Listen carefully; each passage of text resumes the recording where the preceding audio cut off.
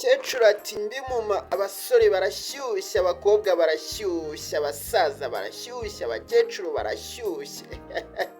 ihorere wiyumvira inkuru hano noneho irimo kuvugwa mu kigo cy'amashuri hariya mu karere ka Rusizi. Urumirwa nibwo bwa mbere hari mbyumvishe, wenda nubwo byabagaho ariko ntago byakundaga kumenyekana. Mu karere ka Rusizi rero rwose umwarimu w'umugabo aravugwaho gusambanya umukobwa yigisha, umukobwa ufite imyaka 15, yarangiza kumusambanya agahita atoroka bakamushaka bakamubura. Ako kanya rero uyu mugabo agisambanya umunyeshuri hahise hamenyekana n'indi nkuru y'umwarimukazi ufite imyaka 22 uryamana n'umunyeshuri wiga mu mwaka wa 5 wiga kuri icyo kigo, ndetse uyu mwarimu akaba abyemerera ariko we ntiyemere yuko ngo baryamanye. Akavuga yuko ngo bakundana, akabyemera ariko akavuga ngo urukundo rwacu rwari rugamije gushakana, nari twari dutegereje yuko umunyeshuri asoza kwiga hanyuma tugashinga urugo. Uyu mwarimu rero nawe yaje kuba yahita atangira kubura ibirimo kuvugwa hariya rwose mu karere ka Rusizi. Reka ndakubwiye ngo wowe utega amatwi wiyumvire inkuru hano. Mu rwunge rw'amashuri rwa Gasumo mu murenge wa Butare mu karere ka Rusizi niho ibi byose birimo kuvugwa, aho havugwa umwarimu w'umugabo ukekwaho gusambanya umunyeshuri w'imyaka 15 yigisha agahita atoroka, ndetse agahita hanamenyekana inkuru y'umwarimukazi ukundana n'umunyeshuri wiga muri iki kigo wiga mu mwaka wa 5. N'uyu mwarimukazi akaba yigisha muri iki kigo. By'urukundo rw'uyu munyeshuri n'uyu mwarimu rero bikaba byaramenyekanye biturutse ku kuba uyu mugabo yarasambanyije uwo munyeshuri w'imyaka 15 w'umukobwa. Niho byose byahereye.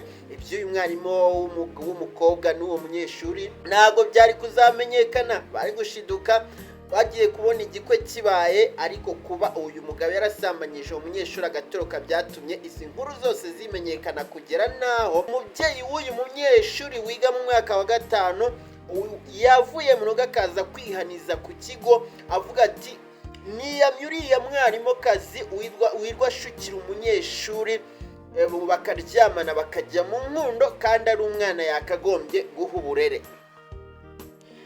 Ibi rero byemezwa n'ubuyobozi bwa kiriya kigo ndetse bukemezwa n'umunyamabanga nshingwabikorwa w'umurenge, kuko nyuma y'uko ibi byose bimenyekana ubuyobozi butandukanye yabo bwa polisi, ubw'ingabo n'ubw'umurenge baje kuba bajya hariya muri kiriya kigo ngo bakurikirane iby'ibi bibazo by'imyitwarire idahwitse ikomeje kuvugwa ku barezi barerera hariya mu rwunge rw'amashuri rwa Gasumo. Nk'uko byatangajwe n'umuyobozi w'iri shuri rero ari we Muronsi Sebagabo, yavuze ko muri weekend bamenye amakuru yuko uwo mwarimu w'umugabo yasambanyije umunyeshuri yigisha w'imyaka 15 w'umukobwa, ariko bikabera inyuma y'ikigo. Ariko nubwo byabera inyuma y'ikigo, aba bose yaba uwo mwarimu yaba n'uwo mukobwa bose babarizwa muri icyo kigo. Umwe n'umunyeshuri undi akaba umwarimu. Amakuru bayamenye rero biturutse ku baturage bazamuye amajwi bavuga yuko uwo mwarimu yafashe kungufu umukobwa, baramushaka umwarimu abahita bamushaka baramubura. Ubuyobozi bw'ikigo bubimenyesha ubuyobozi bwo hejuru bukomeza kumushaka, umwarimu akomeza kubura. Nibwo hahise hazamuka rero inkuru y'uwo munyeshuri n'uwo mwarimukazi bakundana, aho bivugwa yuko umubyeyi w'uyu munyeshuri ukundana n'uwo mwarimukazi yaje no mu kigo yihaniza mu kigo avuga ati mubwire uriya mwarimu andekera umwana yige.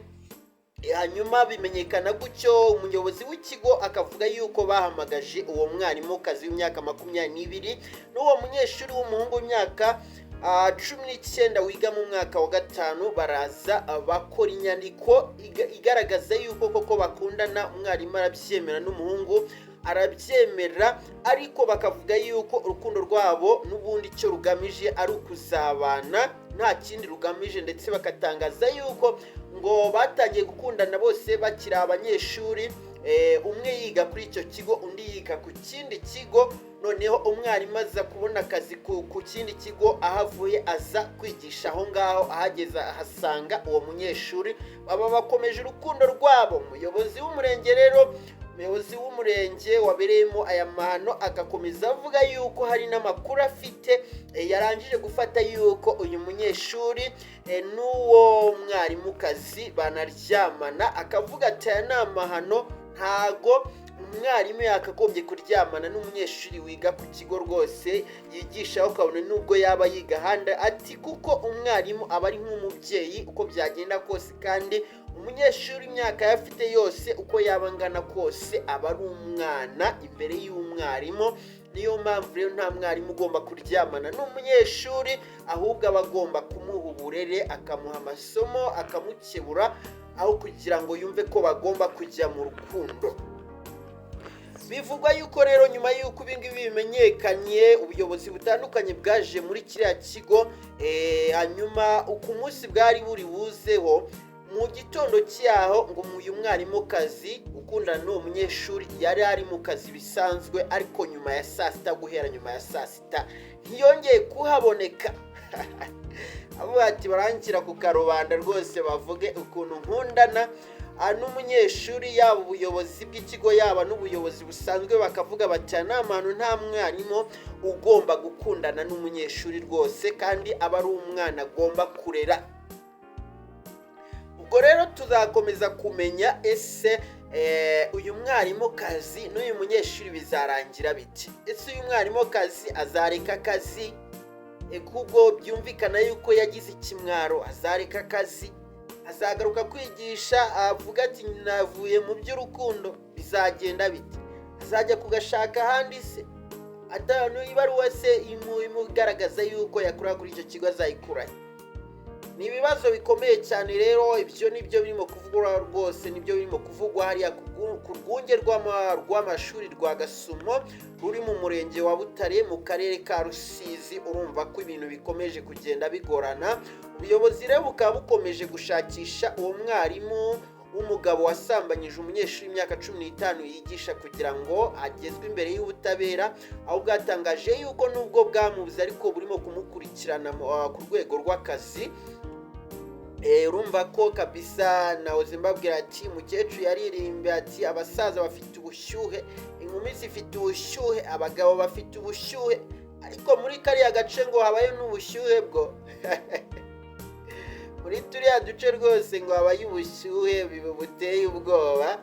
Ubwo sinzi niba ari bwo buba bwabatatse, sinzi kabisa. Ibaze ku kigo kimwe amahano nk'ayo ngayo, urumva ko biteye ubwoba. Ngayo nguko rero ngereka ngane ku musozo, mbashimira mwese muba mwafashe umwanya mukabana nanjye mu makuru n'ibiganiro mba nagiye mbategurira.